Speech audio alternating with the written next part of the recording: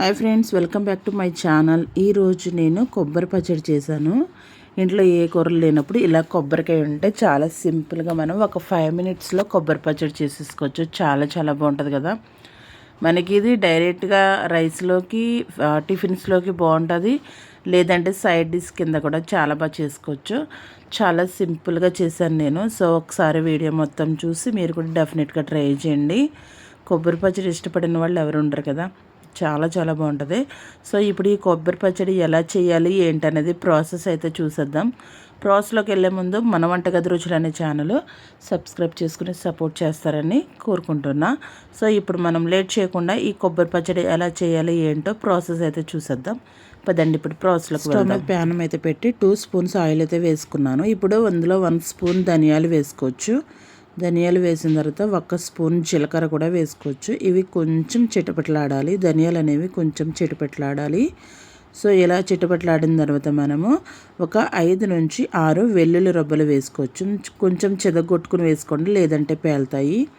So ఇవి కూడా కొంచెం మనకి ఏగాలి.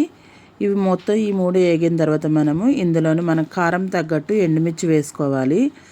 నేను 10 నుంచి 15 ఎండుమిర్చి ఇలా మజ్జిగ చీల్చుకుని వేసుకున్నాను. ఈ ఎండుమిర్చి కూడా మనకి దోరగా వేగాలి, కొంచెం నలుపు రంగు వచ్చేలాగా బాగా వేగాలి. సో ఇలా వేగిన తర్వాత మనము ముందుగా కట్ చేసి పెట్టుకున్న కొబ్బరి ముక్కలు అయితే వేసేసుకుందాము. మొత్తం నేను చిన్న చిన్న ముక్కల కింద కట్ చేసుకున్నాను. మిక్సీలో వేసినప్పుడు నలగవు కదా, సో అందుకే ఇలా చిన్న చిన్న ముక్కల కింద కట్ చేసుకోండి. సో ఇవి వేసిన తర్వాత మనకు ఆయిల్లో కాసేపు ఒక 5 నుంచి 10 నిమిషాలు ఈ కొబ్బరి ముక్కలు అనేది వేగాలి. ఇలా వేగిన తర్వాత మనము ఇప్పుడు స్టవ్ ఆపేసుకుందాం, కొంచెం ఉప్పు వేసుకుందాము. ఇప్పుడు ఉప్పు వేసేసుకుంటే సరిపోద్ది. ఉప్పు వేసుకున్న తర్వాత స్టవ్ బంద్ చేసి ఇప్పుడు వీటిని పూర్తిగా చల్లారనిద్దాము. పూర్తిగా చల్లారిన తర్వాత మిక్సీ పట్టుకుంటే సరిపోద్ది. చూడండి, ఇవైతే పూర్తిగా చల్లారిపోయినాయి. ఇప్పుడైతే మిక్సీ పట్టుకుందాము. సో ఇవన్నీ నేను మిక్సీలో అయితే వేసేసుకున్నాను. మిక్సీలో వేసుకున్న తర్వాత ఇందులో మనము తీపికి తగ్గట్టు, అంటే కారానికి బ్యాలెన్స్ చేయడానికి కొంచెం తీపి వేయాలి మనం. సో చిన్న ముక్క బెల్లం ముక్క, అలాగే చింతపండు రసం కూడా వేసుకోవాలి. కొంచెం చింతపండు రసం కూడా వేసుకుంటే మనకి టేస్ట్ అనేది చాలా బాగుంటుంది. ఇది మెత్తగా మిక్సీ పట్టుకుందాం. ఇప్పుడు చూడండి, ఇలా మెత్తగా మిక్సీ పట్టుకుంటే సరిపోద్ది. ఇప్పుడు దీనికి పోపులు అయితే పెట్టుకుందాము.